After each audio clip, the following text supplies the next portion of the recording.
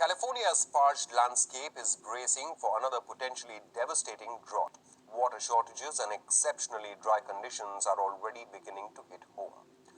Lake Oroville, the second largest reservoir in California that provides drinking water to more than 25 million people, is at less than half of its average capacity at this time of the year. The state is facing yet another hot, dry summer ahead, and the governor has declared a drought emergency in 41 of the state's 58 counties. More than 37 million Californians reside in these drought areas. Aerial footage from Lake Oroville and Lake Folsom shows the parched and arid lake bed.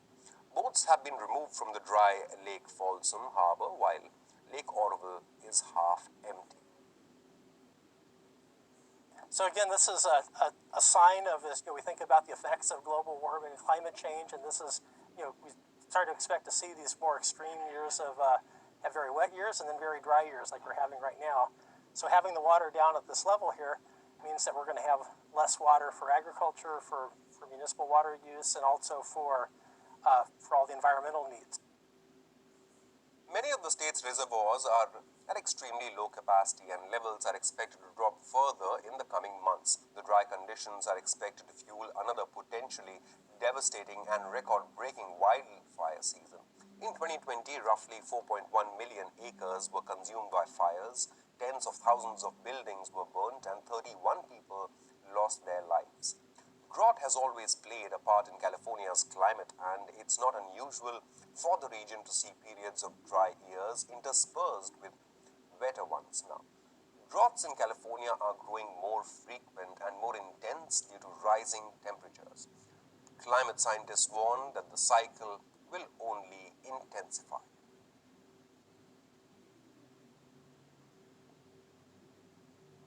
WION is now available in your country. Across the American West, there is a drought so vast it stretches from fire-ravaged California to drying lakes, rivers, and wells in Utah, Arizona, Colorado, and Nevada.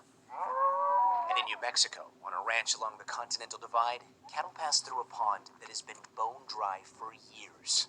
Normally, this pond would have water probably 8-10 months out of the year. Like most surrounding states, about 80% of New Mexico is under extreme drought, part of what scientists now consider a mega drought brought on by the changing climate.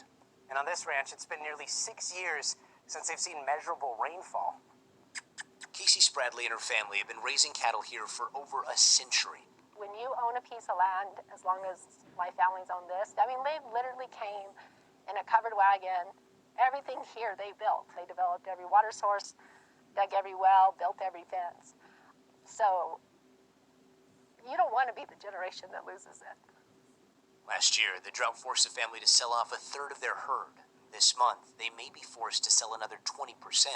We always have to talk about that deadline. If we don't get rain by what day, when are we going to call it quits? When are you going to let it go so far that your cows aren't worth anything anymore? So what's that date for you this year?